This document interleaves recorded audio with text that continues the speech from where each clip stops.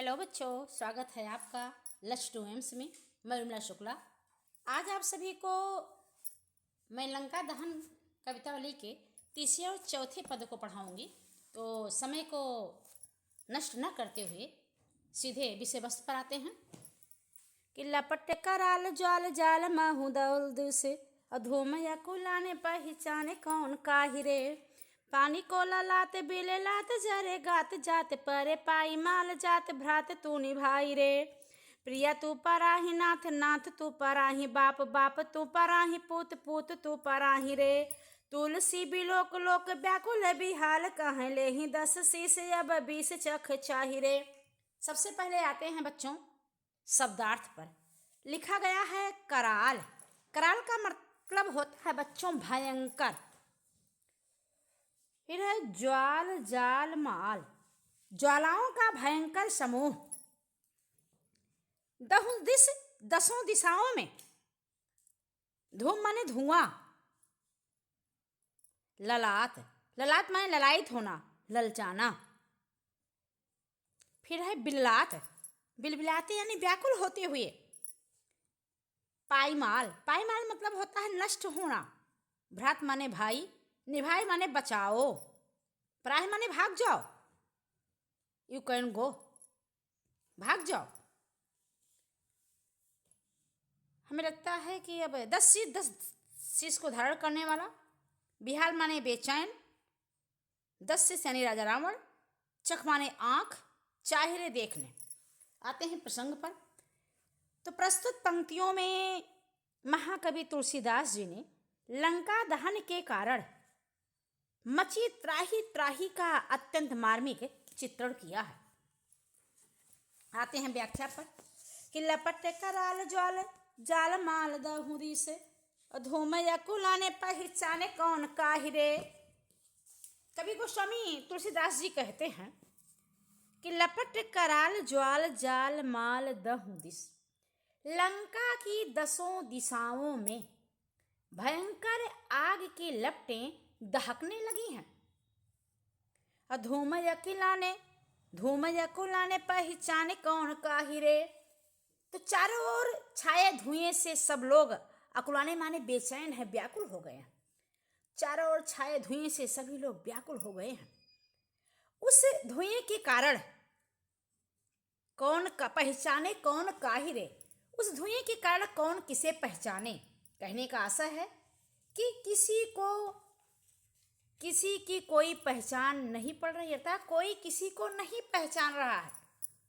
अब पानी को ललाते भी ललाते जा रे गात जात, सभी लोग आग की से सबके शरीर जल जा रहे हैं, जिससे सभी लोग तिलमिला रहे हैं और पानी प्राप्त करने के लिए लड़ाई हो रहे हैं, पानी के लिए लड़ाई हो रहे हैं। जरे गात जात, सबका शरीर जल करके नष्ट हो जा रहा है। अब परे पाई माल जाते भ्रात तू निभाई रे। पाई क्या है, पाई माल में नष्ट हो जा रहा है। लोग एक दूसरे को चिल्लाते हुए कहते हैं और पुकारते हैं कि हे भाई तुम मुझे बचा लो। क्या कहते हैं कि हे भाई भ्रात तू निभाई रे, निभाई माने बचाना। हे भाई तुम मुझे बचा लो। प्रिया तू पराही नाथ नाथ तू पराही बाप बाप तू पराही पूत पूत तू पराही रे। पति पत्नी से कहता है हे प्रिया तुम भाग जाओ। इसी प्रकार पत्नी अपने पति से कहती है हे स्वामी आप मुझे छोड़कर भाग जाइए। अब बाप तू पराही पूत पूत तू पराही रे। पुत्र पिता से कहता है हे पिताजी आप यहाँ से भागकर अपनी जान बचा लीजिए। तब पिता अपने पुत्र से कहता है हे बेटा तुम यहाँ से भाग जाओ। तुलसी बिलोक लोक व्याकुल बिहाल कहाँ ले ही 10 शीश अब 20 चख चाही रे। तुलसीदास जी कहते हैं इस प्रकार चारों ओर भीषण हाहाकार देखकर सब व्याकुल और बेहाल होकर कह रहे हैं कि हे रावण, हे 10 तू अपने 10 सिरों की 20 आंखों से अपनी करनी का फल भली भांति देख ले। तुलसीदास जी कहते हैं इस प्रकार चारों ओर भीषण हाहाकार देखकर सभी व्याकुल और बेहाल होकर के चिल्ला चिल्ला के कह रहे हैं कि हे रावण तू अपने 10 सिरों की 20 आंखों से अपनी करनी का फल भली भांति देख ले। तेरी बुरी करनी का फल सभी लंका वासियों को भोगना पड़ रहा है। आते हैं काव्य सौंदर्य पर। भाषा आपकी वही है बेटा, ब्रज भाषा।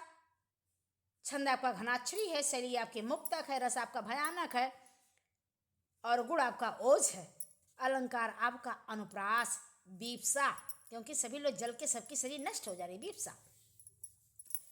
अगर देखा जाए प्रश्न भी है, अलंकार प्रश्न अलंकार भी हो सकता है, क्योंकि क्वेश्चन मार्क लग गया ना, कौन किसको पहचाने। तो अनुप्रास, प्रश्न और विवसा। आते हैं चौथे पद में। बीथिका बाजार प्रति अडन अगार प्रति पमर पगार प्रति बानर बिलोकी हैं। अर्धे उधे बानर विधि सिद्धि से बानर है, मानव राह है भरे बानर तिलोकी हैं। अब मुदे आँख ही में उघारे आगे आगे ठाढ़ो, अधाई जाई जहाँ तहाँ और को किए। लेहू अब लेहू तब को न सिखाओ, मानो सोई सतराई जाय जाय जाय रोकिए। सबसे पहले आते हैं बच्चों शब्दार्थ पर। लिखा गया बीथिका। बीथिका का मतलब होता है गली, बाजार मतलब जानते ही आप सभी। आगे अटन, अटन का मतलब होता है बच्चों अटारी।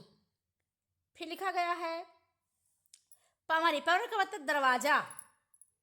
पगार माने दीवार, अगार माने आंगन, अध माने नीचे, ऊर्ध माने ऊपर, तिलोके माने तीनों लोकों में, हिय माने हृदय में, उघारे माने खोलने पर, ठाढ़ो खड़ा दिखाई देता है, धाई दौड़ करके, सतराई जाय चुड़ जाता है। आते हैं इसके प्रसंग पर। प्रस्तुत पंक्तियों में गोस्वामी तुलसीदास जी ने लंका दहन के परिणाम स्वरूप लंका वासियों में व्याप्त भय का मनोवैज्ञानिक वर्णन किया है। पुनः एक बार देखेंगे। प्रस्तुत पंक्तियों में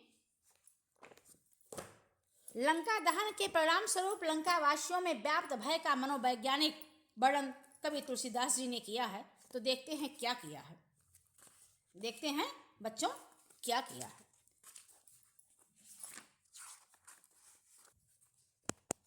बीथिका बाजार प्रति अटने अगार प्रति पमर पगार प्रति बानर बिलोकी हैं।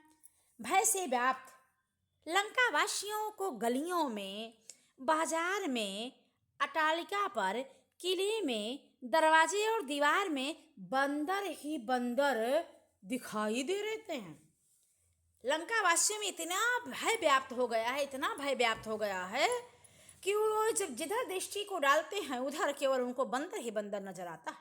गलियों में, बाजारों में, अटारी पर, किले में, दरवाजे पर, दीवार पर बंदर ही बंदर दिखाई देते हैं। यही नहीं, अर्ध ऊर्ध बानर विधि से दिशि बानर हैं, मानो राह भारी बार बानर तिलोकी हैं। जब वो नीचे देखते हैं, भय के कारण जब अपनी आंख को नीचे कर लेते हैं तो नीचे, ऊपर देखने तो ऊपर, इस प्रकार से दिशा और विदिशा में सब जगह केवल बंदर ही बंदर दिखाई देते हैं। मानो ऐसा प्रतीत होता है कि तीनों लोग बानों से भर गया है। मुदे आंखें ही में उघारे आगे आके ठाढ़ो। जब लंकावासी भय के कारण अपनी आंखों को बंद कर लेते हैं तो ऐसा नजारा है बच्चों, जब लंका के निवासी भय के कारण अपनी आंखों को बंद कर लेते हैं तो उन्हें अपने हृदय में बंदर दिखाई देता है, और जब आंख खोलते हैं तो आंखों के सामने बंदर खड़ा दिखाई देता है। कि मुदी आंख ही में उघारे आगे आके ठाढ़ो। जब आंख भय के कारण आंख को बंद कर देते हैं तो लंका वासियों को उनके हृदय में विराजमान बंदर दिखाई देता है, और जब फिर भय के कारण अपनी आंखों को खोलते हैं तो सामने खड़ा प्रत्यक्ष बंदर दिखाई देता है। अधाई जाई जहां तहां और को किए। तो भयभीत होकर जहां कहीं लोग दौड़े जाते हैं वहां बानर के अतिरिक्त कुछ भी नहीं होगा, कोई नहीं कह सकता है।